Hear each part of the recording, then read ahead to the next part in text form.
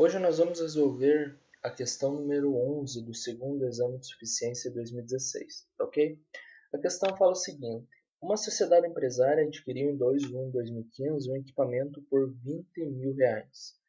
Estima-se que o equipamento será utilizado por 4 anos e que seu valor residual é desprezível.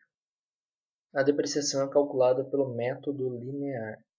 Para fins fiscais, nesse caso hipotético, a legislação permite a depreciação em 2 anos, utilizando-se o método linear. Em razão da utilização do benefício fiscal, em 31/12/2015, a sociedade empresária apurou um lucro antes do imposto de renda de R$ 100.000 e um lucro tributável de R$ 95. Considerando-se as disposições na NBC-TG 32, que trata-se dos tributos sobre o lucro, e uma alíquota hipotética de tributo sobre lucro de 20%, é correto afirmar que, no exercício de 2015, e ali aparecem as 4 alternativas, tá certo? Letra A, despesa tributária total, soma 19.000, composta por 20.000 despesa tributária corrente e 1.000 de receita tributária diferida. Letra B, a despesa tributária total, soma 20.000, composta de 19.000 de despesa tributária corrente e de R$ 1.000 de despesa tributária diferida. Letra C, a diferença entre a depreciação contábil e fiscal gerou uma diferença temporária tributável de 5.000, que resultou no registro de ativo fiscal diferido de igual valor. E letra D, a diferença entre depreciação contábil e fiscal gerou uma diferença temporária dedutível de 5.000, a qual resultou no registro de um passivo fiscal diferido de igual valor. Ok? Para a gente resolver essa questão, pessoal, primeiro eu só gostaria de demonstrar da onde que surge essa diferença entre o lucro de 100.000 e o lucro tributável de 95.000, tá ok? Então vamos lá. O primeiro passo, no caso da sociedade empresária, realizou a aquisição do imobilizado. Aqui nós vamos utilizar o termo imobilizado ali no lugar de equipamento. Ok? E esse imobilizado, ele tem uma vida útil. Vou colocar aqui em anos, que vai gerar uma depreciação acumulada. Ok? A primeira questão é o seguinte, pessoal. Com o processo de convergência das normas internacionais, nesse caso, principalmente referente ao CPC 27, que trata do ativo imobilizado, ele trouxe algumas mudanças que fez com que a vida útil contábil do imobilizado ela pudesse ser diferente da vida útil fiscal. Esse caso aqui ele exemplifica bem essa situação. Por quê? Porque nós vamos ter um valor de depreciação acumulada contábil e vamos ter um valor fiscal, ok? Então, assim, a aquisição do imobilizado, tanto contábil como fiscal, é 20.000, certo? O que vai diferenciar, o primeiro ponto de diferença entre os dois é a vida útil. Contabilmente, estima-se que o equipamento será utilizado por 4 anos, ok? Fiscalmente, serão apenas 2. Isso vai impactar diretamente na despesa com depreciação desse bem, que contabilmente vai ser reconhecido como uma despesa de 5.000, fiscalmente com uma despesa de 10.000. Então, o que acontece? Essa diferença entre a depreciação contábil e fiscal, ela gera uma coisa chamada efeito fiscal diferido. Ok? O que esse efeito fiscal diferido ele proporciona? Sempre quando houver uma diferença entre o valor contábil e fiscal, há o valor representado pela essa diferença, ele vai entrar no LALUR excluindo ou sendo adicionado na base de cálculo, tá ok? Vou tentar deixar mais claro isso. Então, no caso, nós vamos ter a conta imobilizado, vamos ter o valor contábil,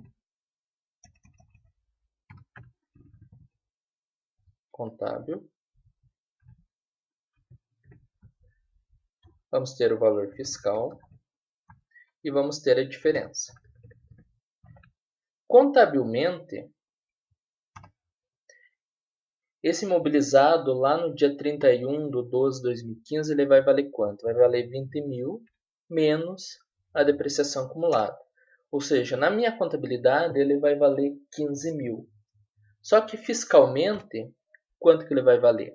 O 20.000 menos a depreciação de 10.000, a depreciação acumulada. Então ele vai ter um valor de 10.000 lá.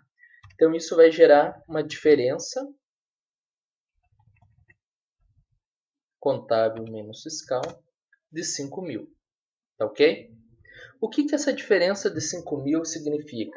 Significa que meu lucro contábil está R$5.000 a mais do que o meu lucro tributário, tá certo?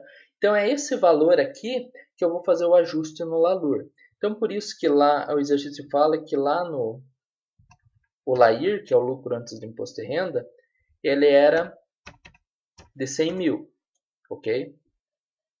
Só que o que acontece? Ele vai ter uma exclusão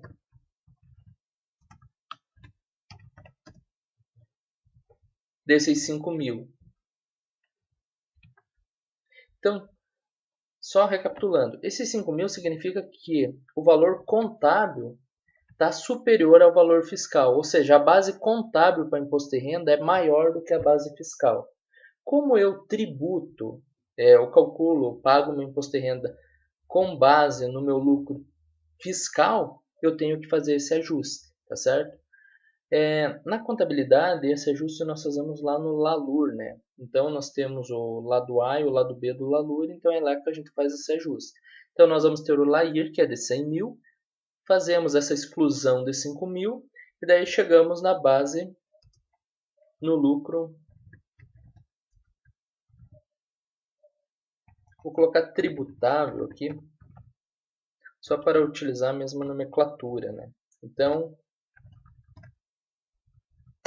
é por isso que o lucro tributável é 95.000, tá ok? Então, desse lucro tributável, nós vamos aplicar a alíquota de tributo sobre o lucro, né?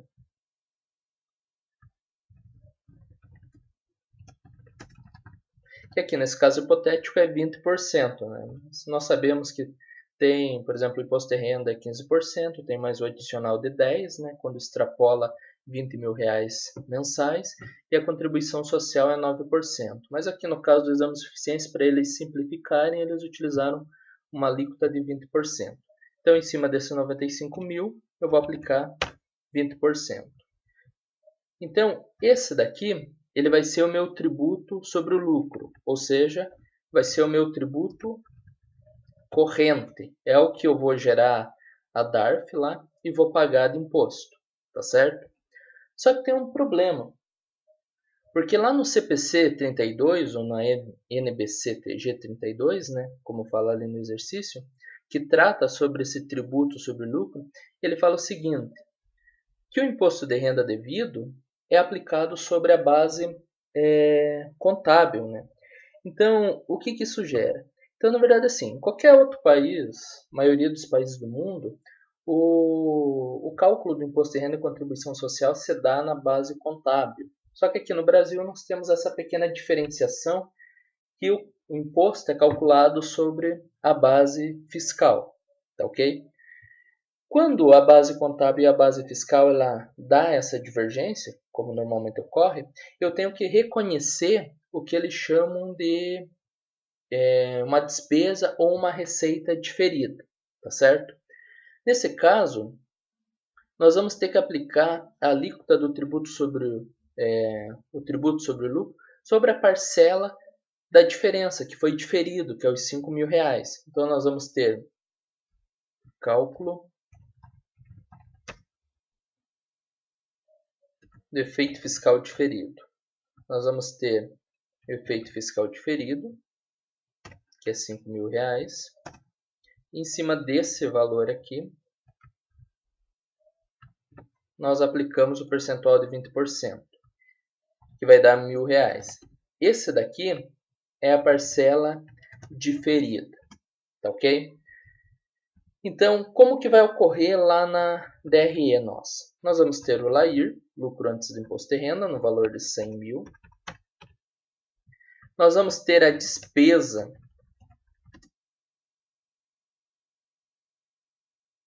tributária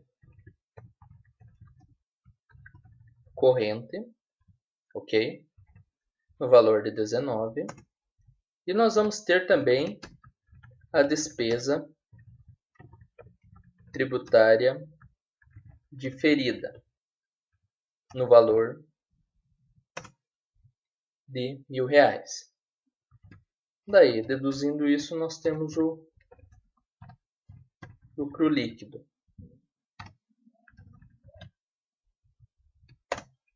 Tá certo? Então, só para recapitular, só para reforçar esse conceito. Na verdade, assim, por que nós calculamos esse tributo sobre o lucro, sobre esse saldo do efeito fiscal diferido? Que, na verdade, assim, teoricamente, a empresa deveria, pelo regime de competência, aplicar a parcela de imposto sobre a base contábil. Perfeito?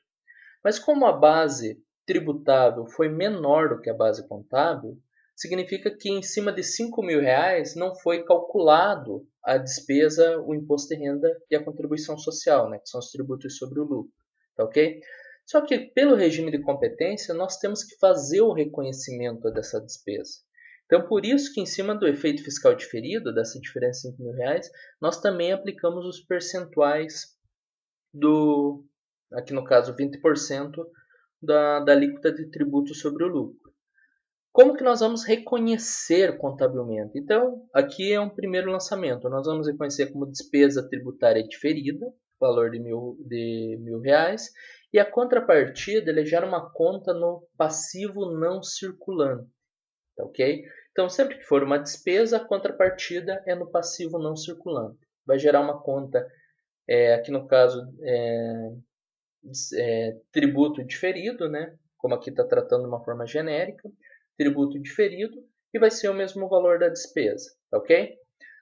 Agora, só para exemplificar aqui, se por acaso fosse ao contrário, a base contábil fosse menor do que a fiscal, o que ia acontecer? A diferença aqui ia ser negativa.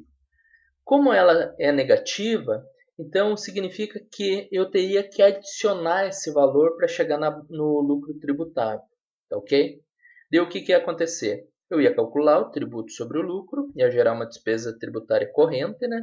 Só que como eu tive que adicionar, ele não vai gerar mais uma despesa diferida, mas sim uma receita diferida, tá certo? E a contrapartida dessa receita diferida vai ser lá no ativo não circulante, tá ok? Só recapitulando, eu não posso eliminar uma conta como a outra. Por exemplo, imposto diferido é uma coisa, imposto corrente é outra coisa. Esse imposto diferido, a conta ela vai zerar automaticamente. Ou seja, depois, quando eu for depreciar totalmente esse bem, no final essa conta de imposto diferido ela vai sumir do meu balanço, né? Ela vai zerar, digamos assim, né? Mas até existir ainda esse efeito aqui, ela vai ser ou uma despesa diferida ou uma receita diferida. Perfeito? Agora vamos se concentrar aqui no resultado. Tá ok. Então nós chegamos aqui no cálculo, então do tributo sobre o lucro corrente, né? Aqui. E sobre o tributo sobre o lucro diferido. Tá ok? Então, qual que seria a resposta correta? A resposta correta seria a letra B. A despesa tributária total, ela soma 20 mil. Então, 19 mais 1, 20. Tá certo? Sendo que 19 mil corresponde realmente ao imposto, à despesa tributária corrente, ou seja, é aquela que eu vou gerar a DARF, que eu vou calcular o imposto, na verdade eu já calculei o imposto, né? Que eu vou gerar a DARF e a empresa vai pagar. E esse R$ 1.000 aqui vai ser a despesa diferida, tá certo? Então eu utilizo ela, reconheço ela na DRE, né? Descontando o valor aqui, chegando ao lucro líquido, correto? Só que esse R$ 1.000 aqui ele não gera uma DARF, né? Então ele vai ser só evidenciado contabilmente esse efeito. Tá certo, pessoal? Então, espero... só mais uma coisa, né? Vamos conferir no gabarito para ver se realmente a resposta do número 11 é a letra B, né? Então, vindo aqui no gabarito, segundo exame de suficiência de 2016, número 11, letra B. Tá ok? Então vamos lá, pessoal. Espero que vocês tenham gostado da resolução do exercício. Se acaso ficou alguma dúvida em relação a algum passo ali do cálculo, peço que comentem ali que daí a gente vai discutindo, né? Às vezes tem alguma coisa que não ficou muito claro ali, a gente vai tentando deixar mais clara a situação. Perfeito? Muito obrigado, pessoal. Até a próxima. Tchau.